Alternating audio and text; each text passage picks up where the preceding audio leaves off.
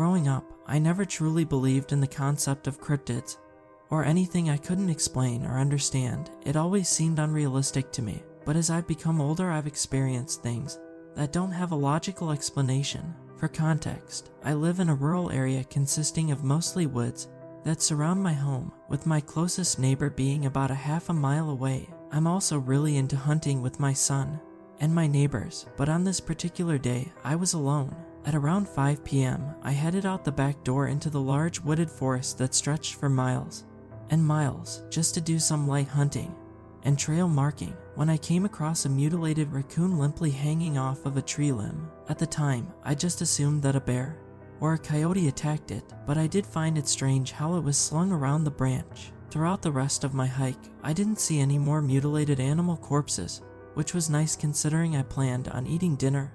When I got back, after some trail marking, I headed back into my house and decided to invite my neighbors over. Pretty weird stuff, dude, my neighbor Tim told me. How does a bear or coyote nearly hang up a raccoon corpse like a polo? Truth be told, it was odd the way it was positioned, but I didn't think much of it up until he mentioned how odd it was. Can I come with you tomorrow to check out more of the woods? Tim asked me. I told him that he could, and we decided to meet up for 4 p.m. As me and Tim headed out to the woods, we decided to go farther than usual to get some more trails marked.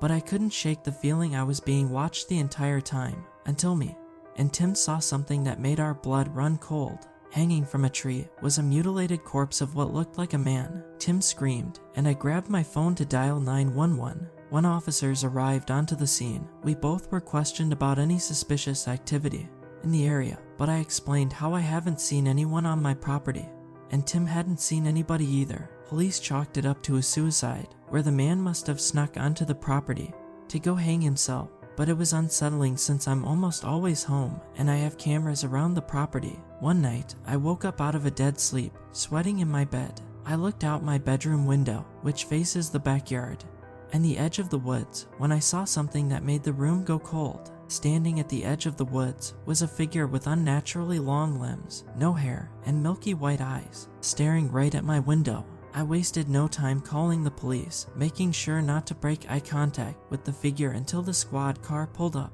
When the police got out, they surveyed the yard, but the figure was nowhere to be found. For safety measures, the police advised me to stay with my neighbor Tim while a more thorough search of the property was conducted. After explaining the story to Tim, we set up a trail cam at the edge of the woods to collect footage over the next few days. The trail cam picked up the figure, but this time there were multiple, all lurking in the trees. Tim looked terrified, and for as long as I've known him, I've never seen him look so scared. The next night at Tim's house, I woke up to find him gone. I searched the whole house, then fearing the worst, I checked the window. There, at the edge of the tree line, was Tim's lifeless corpse, hanging from a tree with about 5 figures, all with the same milky eyes and long limbs, staring right at the window I was facing out of.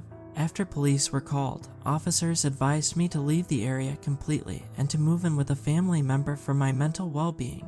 Now I live with my sister Sarah, and I see a trauma counselor regularly. I'm doing alright now, but I still think about those incidents a lot.